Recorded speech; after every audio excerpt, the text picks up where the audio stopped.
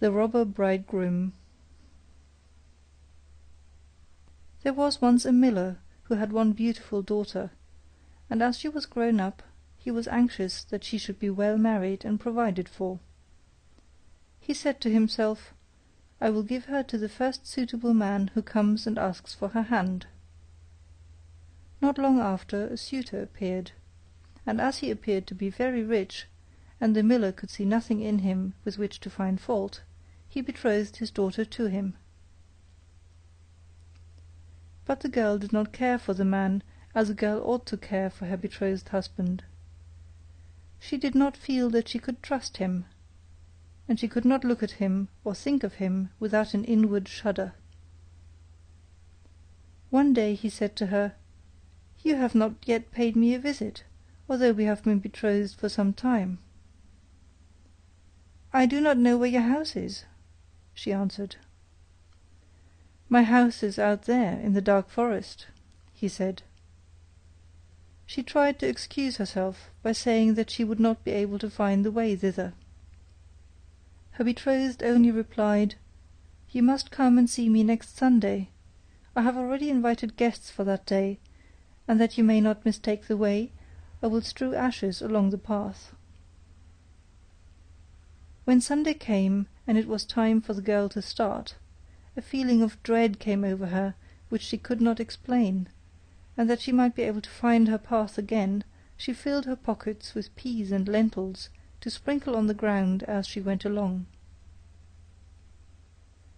On reaching the entrance to the forest, she found the path strewed with ashes, and these she followed, throwing down some peas on either side of her at every step she took. She walked the whole day until she came to the deepest, darkest part of the forest. There she saw a lonely house, looking so grim and mysterious that it did not please her at all. She stepped inside, but not a soul was to be seen, and a great silence reigned throughout. Suddenly a voice cried, turn back, young maiden fair! Linger not in this murderer's lair!" The girl looked up, and saw that the voice came from a bird hanging in the cage on the wall. Again it cried, turn back, young maiden fair! Linger not in this murderer's lair!" The girl passed on, going from room to room of the house, but they were all empty, and still she saw no one. At last she came to the cellar, and there sat a very, very old woman, who could not keep her head from shaking. "Can you tell me," asked the girl, "if my betrothed husband lives here?" "Ah, you poor child," answered the old woman, "what a place for you to come to! This is a murderer's den. You think yourself a promised bride, and that your marriage will soon take place, but it is with death that you will keep your marriage feast. Look, do you see that large cauldron of water, which I am obliged to keep on the fire? As soon as they have you in their power, they will kill you without mercy, and cook and eat you, for they are eaters of men. If I did not take pity on you and save you, you would be lost." Thereupon the old woman led her behind a large cask, which quite hid her from view. "Keep still as a mouse," she said.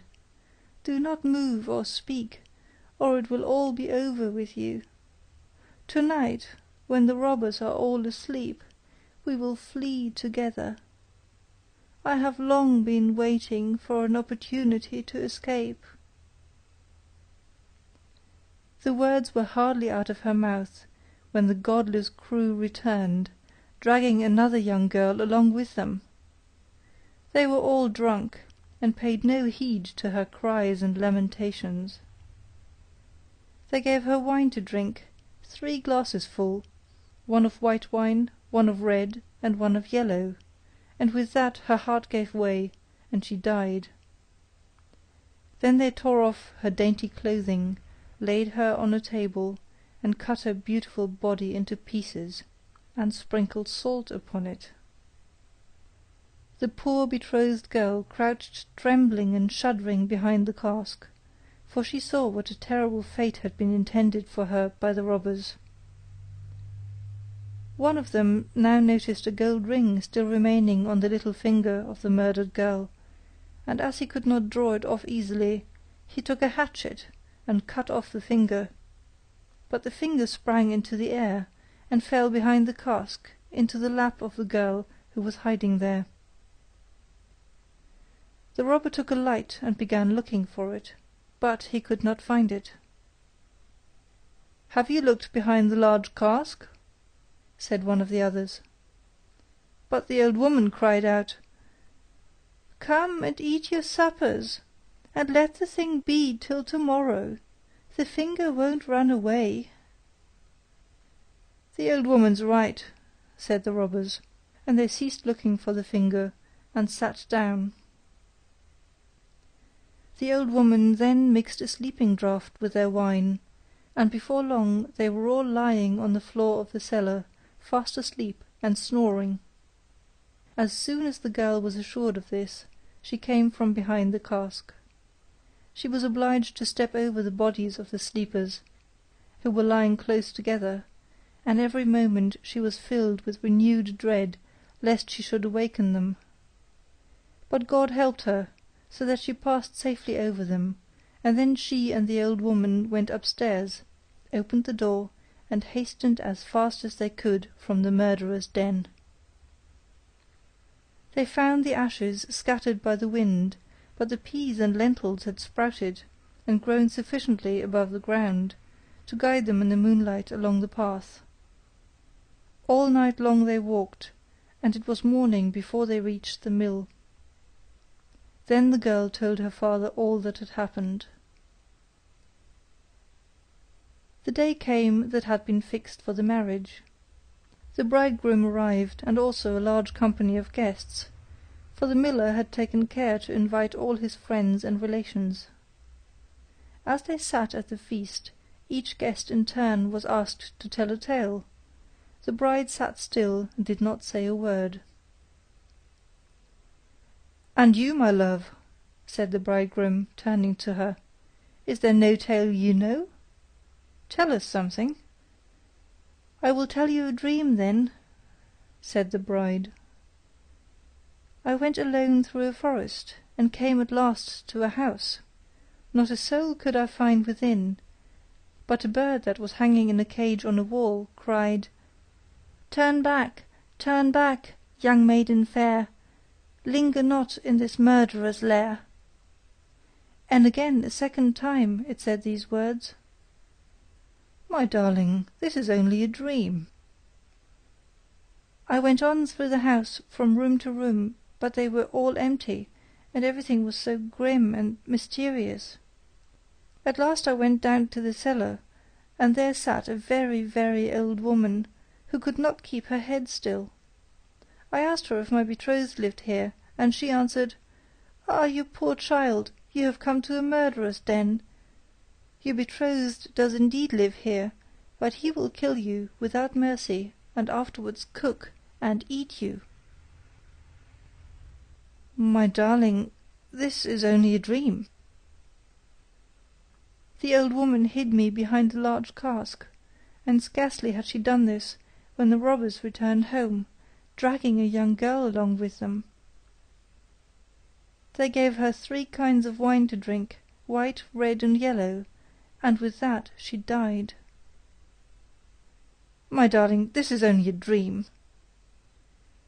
Then they tore off her dainty clothing, and cut her beautiful body into pieces, and sprinkled salt upon it. My darling, this is only a dream.